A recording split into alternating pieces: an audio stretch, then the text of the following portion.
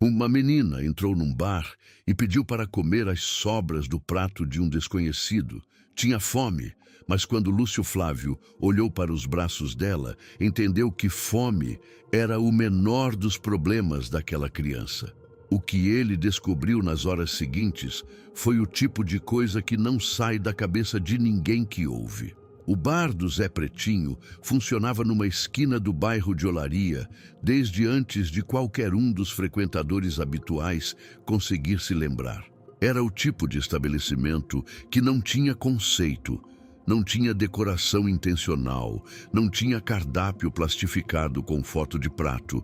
Tinha mesas de madeira escura, tamboretes de ferro, um ventilador de teto que girava mais por inércia do que por função, e uma televisão no canto que transmitia jogos e noticiários para ninguém em particular. O cheiro do lugar era uma composição acumulada de anos, fritura, cigarro de décadas anteriores impregnado nas paredes, cerveja derramada e absorvida pelo piso de cimento. Era um lugar honesto, e por isso era um lugar onde todo tipo de pessoa aparecia sem precisar de justificativa. Lúcio Flávio estava numa das mesas do fundo naquela noite de terça-feira. Não era incomum ele estar ali. Aparecia de tempos em tempos, ficava por horas ou por minutos, dependendo do que havia para resolver. Bebia com moderação, falava pouco, ouvia muito. Tinha pedido um prato de arroz com feijão e linguiça, coisa simples, e estava terminando quando a porta do bar abriu. A menina entrou devagar, não da forma hesitante de quem está com medo, da forma específica de quem está avaliando o ambiente antes de se comprometer com ele. Tinha uns 10, 11 anos. Estava com uma blusa de manga comprida, apesar do calor que aquela noite de verão impunha a qualquer um que tivesse fora de casa. Os pés estavam nos chinelos errados para o tamanho, como se fossem de outra pessoa. O cabelo estava preso de qualquer jeito. Ela olhou para as mesas, fez um cálculo silencioso que só ela entendia e caminhou até a mesa de um homem que havia terminado de comer e deixado meio prato. Falou baixo, mas o bar era pequeno o suficiente para que a frase chegasse a quem estava prestando atenção. "Posso comer as sobras?" O homem na mesa olhou para ela com o desconforto de quem não sabe como responder a uma situação que não estava nos planos. Empurrou o prato na direção dela e desviou o olhar. Ela sentou na cadeira do lado, puxou o prato e começou a comer com a concentração de quem tem fome de verdade. Lúcio Flávio observou tudo aquilo sem se mover. E então viu o que a blusa de manga comprida não conseguia esconder completamente quando ela alcançou o copo d'água que estava na mesa. Marcas nos braços. Não eram arranhões de criança que cai e brinca. Eram marcas com padrão, com repetição, com a geometria específica de algo que havia sido feito mais de uma vez, em momentos diferentes, por uma força que não era acidental. Ele ficou em silêncio por um tempo. Continuou no lugar. Continuou observando. Zé Pretinho sabia de coisas. Era a vantagem de ter um bar numa esquina de bairro por décadas. As histórias chegavam até você sem que você precisasse procurar. Quando Lúcio Flávio foi até o balcão e fez uma pergunta discreta sobre a menina, Zé não fingiu que não sabia nada. Conhecia a criança de vista. Havia aparecido umas 3, 4 vezes nas últimas semanas, sempre de noite, sempre com fome, sempre com aquela blusa de manga comprida independente da temperatura. Sabia que morava num cortiço de fundos a 2 ruas dali. Sabia que havia um homem que morava com ela e com a mãe dela. Não sabia o nome do homem, sabia o apelido, que era o suficiente para localizar quem precisasse ser localizado naquele bairro. Lúcio Flávio voltou para a mesa, pediu mais um copo, ficou ali. Quando a menina terminou de comer e se levantou para ir embora, ele chamou antes que ela chegasse à porta, não de forma brusca, de forma que ela parasse sem sentir ameaça. Perguntou o nome dela. Ela disse. Chamava Tainá. Perguntou se estava tudo bem em casa. Ela respondeu que sim, com a velocidade de quem tem essa resposta pronta, de quem foi treinada a dar essa resposta independente da realidade que existe por trás dela. Lúcio Flávio olhou para ela por um momento. Não insistiu. Disse que se precisasse de alguma coisa, o Zé sabia como chegar nele. Disse isso de um jeito neutro, como informação, sem promessa dramática. Tainá saiu do bar. Lúcio Flávio ficou mais um tempo no lugar, em silêncio, com o copo na mão. O nome do homem era Nerinho. 38 anos, sem emprego fixo declarado, sem nada que o ancorasse a qualquer estrutura formal. Havia chegado ao Cortiço uns 2 anos atrás como companheiro de Vera, a mãe de Tainá, e havia se instalado com aquela facilidade específica de quem sabe ocupar o espaço antes que alguém perceba que o espaço está sendo ocupado.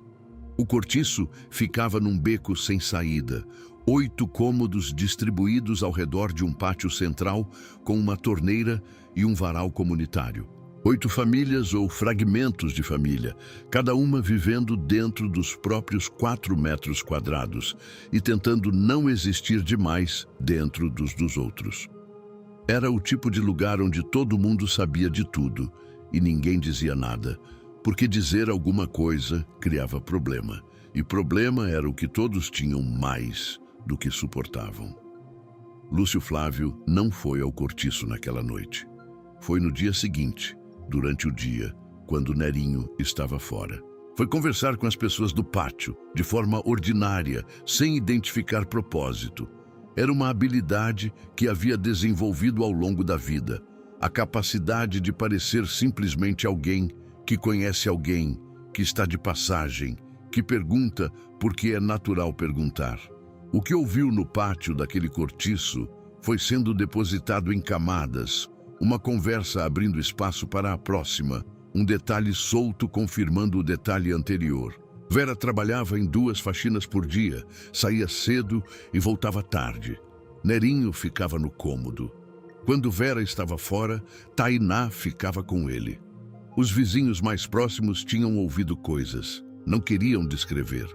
Mas a forma como desviavam o olhar ao não descrever dizia mais do que qualquer descrição. Uma mulher chamada Dona Ruth, que morava no cômodo da frente e que tinha a idade e a disposição de quem já passou do ponto em que o medo de consequências governa o que se diz, falou mais diretamente do que os outros.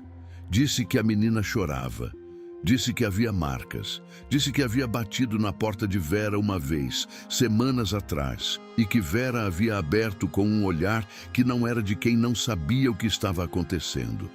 Era de quem sabia e estava paralisada demais para agir. Lúcio Flávio ouviu tudo aquilo sem mudar a expressão. Agradeceu a Dona Ruth, saiu do pátio, caminhou até a rua.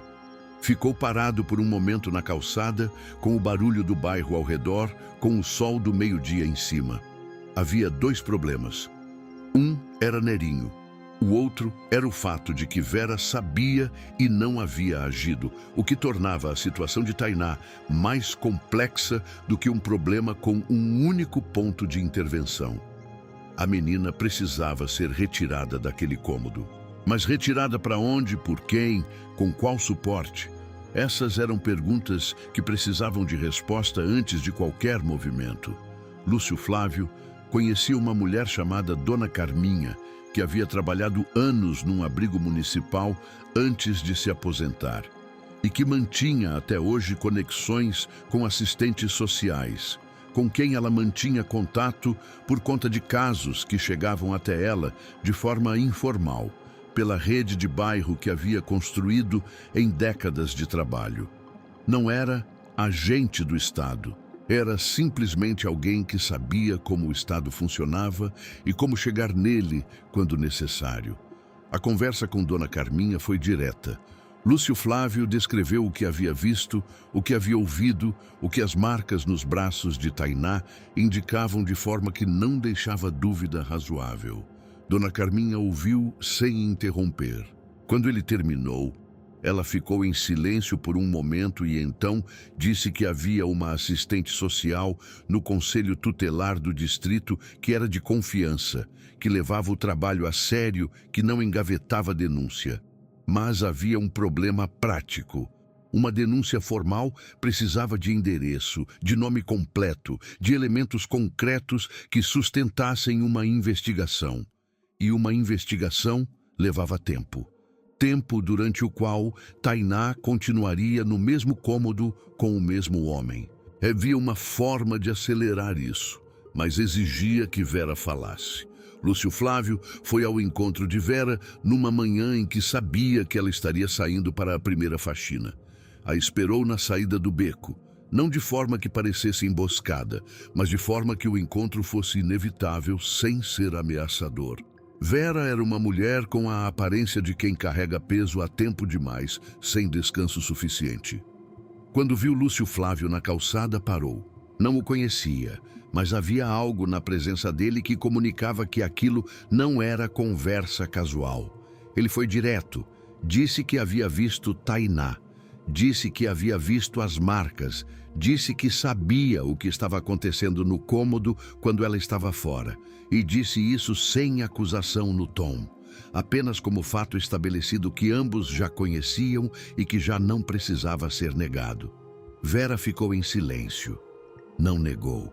Os olhos foram para o chão, depois para a rua, depois para o chão de novo, com um movimento específico de quem está contendo alguma coisa que já está prestes a não ser mais contível. Lúcio Flávio deixou o silêncio ficar. Não preencheu. Esperou.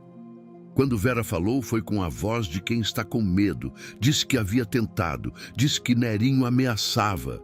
Disse que ele havia dito que se ela fosse a polícia, ele diria que era ela quem machucava a menina, que tinha como provar, que ela ficaria presa e Tainá ficaria sem ninguém. Disse que havia acreditado nisso, que havia ficado paralisada com isso, que havia passado semanas sem dormir direito e sem conseguir ver uma saída. A ameaça de Nerinho era calculada. Era o tipo de armadilha que pessoas como ele constroem com instinto predatório.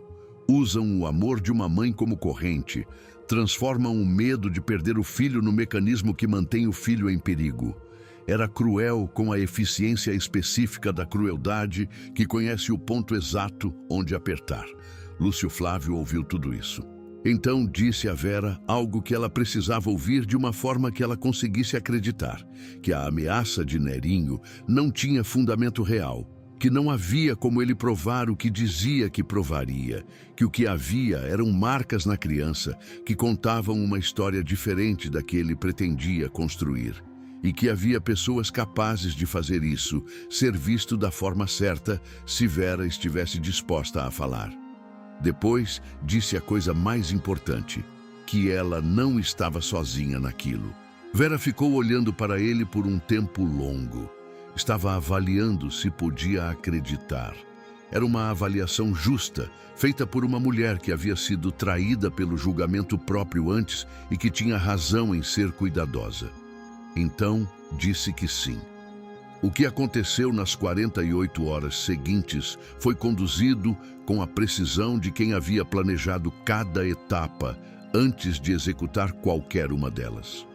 Dona Carminha ativou o contato no conselho tutelar. A assistente social, uma mulher chamada Patrícia, que havia entrado no serviço público com a disposição de quem acredita que o trabalho importa e havia mantido essa disposição, apesar de anos tentando corrompê-la, recebeu as informações e se moveu com uma urgência que não era burocrática. Vera deu depoimento formal. Descreveu tudo o que havia visto, tudo o que havia ouvido, tudo o que havia guardado por medo. O depoimento foi documentado, testemunhado, registrado de forma que Nerinho não teria como contestar, sem contraprovas que ele simplesmente não tinha. Enquanto isso, Lúcio Flávio havia feito outra movimentação em paralelo. Havia conversado com Dona Ruth e com outros 2 vizinhos do cortiço, que estavam dispostos a testemunhar. Não havia precisado convencer muito. Havia um alívio palpável naquelas pessoas em ter alguém que tornava o ato de falar possível, que criava um contexto em que falar não resultaria em problema sem resolução. Quando as pessoas percebem que a denúncia vai ter consequência real, a disposição de testemunhar muda completamente. Nerinho foi detido numa tarde de quinta-feira quando voltava ao cortiço. Não havia como contestar o peso do que havia sido construído contra ele. Depoimento da mãe, testemunhos de vizinhos, laudo médico das marcas de Tainá, que a pediatra do posto de saúde havia documentado com a precisão clínica que a situação exigia. Ele tentou a ameaça que havia funcionado em Vera por semanas. Tentou dizer que ela havia inventado tudo, que havia sido ela, que havia provas. O delegado que conduziu a detenção ouviu aquilo com a expressão de quem já havia ouvido versões desse argumento antes e sabia exatamente quanto valia. Nerinho ficou detido. A investigação formal começou. Tainá foi levada naquela mesma tarde para a casa de Dona Carminha, de forma temporária, enquanto a situação de Vera era avaliada e o processo de guarda era conduzido da forma adequada. Não foi uma transição simples. Essas transições nunca são. Mas havia algo no rosto da menina quando entrou na casa de Dona Carminha e viu a cama preparada no quarto de hóspedes, que era diferente do rosto que havia entrado no bar do Zé Pretinho pedindo sobras. Não era alegria ainda. Era algo mais inicial do que alegria. Era a expressão de quem ainda não acredita completamente que está seguro, mas que está começando a considerar a possibilidade. Dona Carminha era experiente o suficiente para saber que aquilo levava tempo. Colocou o prato na mesa, sentou do lado e não fez perguntas. Deixou o silêncio ser confortável, que era a coisa mais difícil e mais necessária a fazer naquele momento. Vera passou por um processo que não tinha linha reta. Havia culpa. A culpa específica de uma mãe que sabe que não protegeu quando precisava proteger, que é uma das formas mais pesadas de culpa que existem, porque não admite argumento externo que a dissolva completamente. Havia medo residual, porque Nerinho havia sido real e continuava sendo real mesmo preso, porque ameaças deixam presença depois que a fonte delas é removida. Mas havia também, com o tempo, algo que começou a funcionar diferente. Havia acompanhamento. A assistente social Patrícia não havia encerrado o caso com a detenção de Nerinho. Havia continuado presente, havia conectado Vera a um serviço de apoio psicológico, havia acompanhado o processo de reintegração de Tainá com a mãe, com a paciência de quem entende que essas reconstruções não seguem cronograma. Vera voltou a trabalhar, voltou a dormir. Voltou a olhar para a filha de um jeito que não era atravessado pelo peso de um segredo insuportável. Não era o fim de tudo. Era o começo de uma possibilidade que havia sido fechada por 2 anos e que estava aberta de novo. Lúcio Flávio voltou ao bar do Zé Pretinho umas 3 semanas depois. Sentou na mesma mesa do fundo. Pediu o mesmo prato. Ficou ali por um tempo com o bar ao redor, fazendo o que bares fazem, absorvendo o movimento da noite, recebendo quem chegava, vendo quem ia embora. Zé Pretinho, em algum momento, veio até a mesa com mais um copo sem ser pedido. Ficou em pé por um momento, apoiado no tamborete vazio do lado. Disse que a menina estava bem. Havia ouvido de Dona Carminha que havia passado por ali. Lúcio Flávio não disse nada por um momento. Então, fez um gesto mínimo com a cabeça, do tipo que não é confirmação nem negação, que é apenas o reconhecimento de que a informação foi recebida. Zé voltou para o balcão. O ventilador de teto continuou girando. A televisão no canto transmitia algo para ninguém em particular. Há situações que existem em silêncio absoluto durante anos, que acontecem dentro de 4 paredes, enquanto o mundo do lado de fora continua normalmente, enquanto as pessoas passam na calçada, enquanto os bares enchem e esvaziam, enquanto a vida segue com a indiferença eficiente que a vida tem para com o sofrimento que não é o seu. Tainá havia existido naquele silêncio por tempo demais. Havia aprendido a pedir sobras, porque havia aprendido que pedir demais criava problema, que ser invisível era mais seguro do que ser vista, que a única forma de sobreviver era ocupar o menor espaço possível e esperar que aquilo terminasse de algum jeito. O que ela não havia calculado, porque não havia como calcular, foi que havia um homem num bar numa terça-feira à noite que prestava atenção em coisas que a maioria das pessoas não presta, que via o que a manga comprida tentava esconder, que não seguiu em frente fingindo que não havia visto. Nerinho foi condenado. O julgamento levou meses, como todos esses julgamentos levam, com recursos e adiamentos e a lentidão processual que esgota quem já está esgotado. Mas chegou ao fim. A sentença foi cumprida em regime fechado. O cômodo no cortiço ficou vazio por um tempo. Depois, uma família nova ocupou. A vida do pátio continuou com a normalidade resiliente de quem não tem outra opção que não seja continuar. Dona Ruth, que havia sido a única a falar abertamente quando havia mais motivo para calar, ficou naquele pátio ainda por anos. Havia algo nela que havia mudado desde aquele episódio. Uma leveza específica de quem carregou o peso de um segredo por tempo demais e, finalmente, se livrou dele. Quando novos vizinhos chegavam, ela era a primeira a cumprimentar. Era a primeira a perguntar se precisavam de alguma coisa. Era a forma que ela tinha de fazer aquilo circular. Esta é uma das histórias que não costuma ter nome em nenhum arquivo, que começa como um detalhe pequeno, uma criança pedindo sobra de prato, e que por baixo desse detalhe carregava o peso de algo que estava acontecendo há tempo demais, sem que ninguém tivesse parado para ver de verdade. Lúcio Flávio parou. E o que veio depois foi consequência disso. Existem outras histórias assim. Histórias que ficaram guardadas em bairros, em cortiços, em esquinas, onde a vida acontece longe dos holofotes. No próximo episódio deste canal, mais uma delas. Uma que você provavelmente nunca ouviu e que vai ficar com você depois que terminar. Fica aqui.